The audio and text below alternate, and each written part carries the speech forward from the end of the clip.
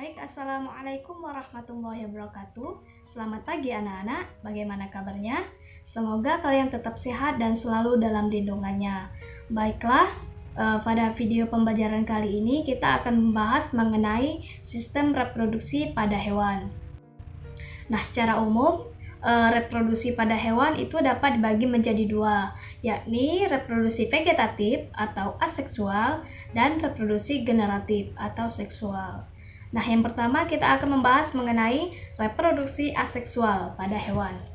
Nah, hewan dapat melakukan reproduksi aseksual seperti halnya tumbuhan, yaitu dengan menggunakan tubuhnya.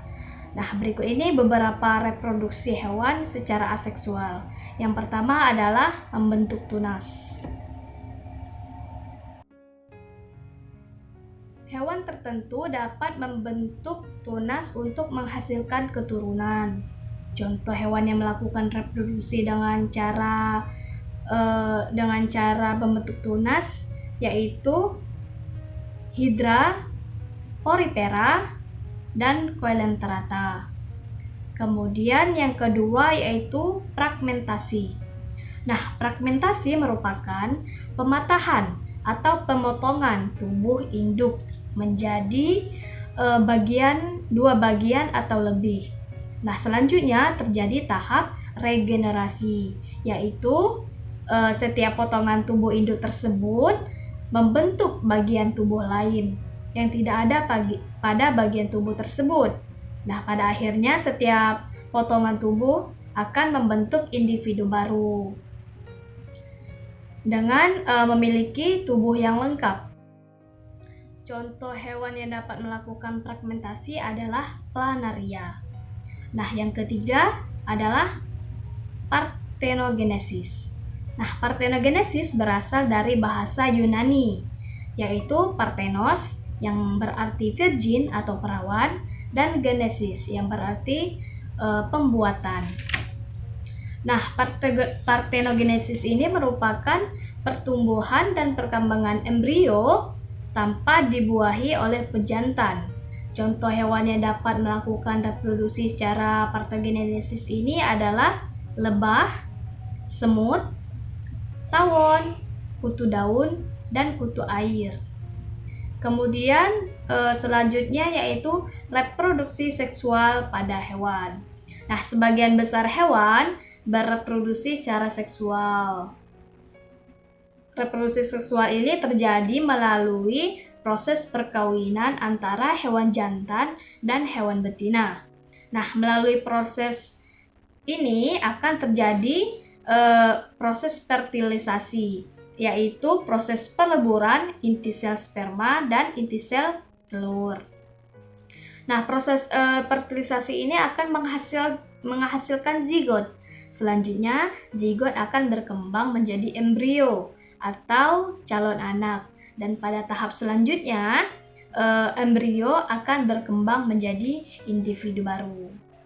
Nah, reproduksi seksual akan menghasilkan telur, anak, serta ada pula hewan yang bertelur dan beranak.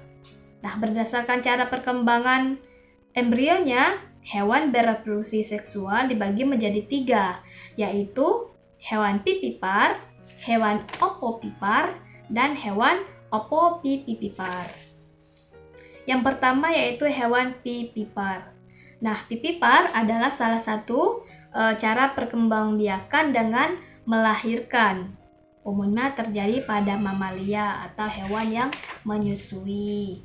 Kemudian ciri dari hewan pipipar adalah antara lain yang pertama memiliki kelenjar susu, kemudian memiliki daun telinga, memiliki rambut sebagai penutup tubuh, dan individu baru akan dilahirkan dari tubuh induknya.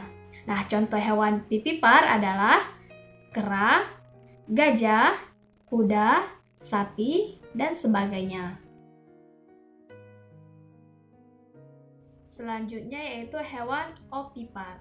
Hewan opipar adalah jenis reproduksi yang mengakibatkan telur yang dikeluarkan berkembang dan menetas di luar badan induknya. Nah, adapun ciri hewan opipar ini adalah tidak memiliki daun telinga, tidak memiliki kelenjar susu dan tidak menyusui anaknya. Adapun contoh hewan ovipar adalah ayam, kemudian burung, penyu, ikan, dan sebagainya. Dan yang terakhir yaitu hewan ovovivipar. Nah, hewan ovovivipar adalah salah satu cara reproduksi hewan dengan cara bertelur dan beranak. Nah, embrionya berkembang di dalam telur dan telur tetap berada di dalam tubuh induknya sampai telur menetas.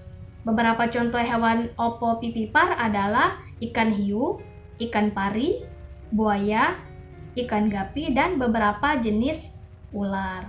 Nah, mungkin itulah penjelasan materi pada video pembelajaran kali ini, dan Ibu akhiri. Wassalamualaikum warahmatullahi wabarakatuh.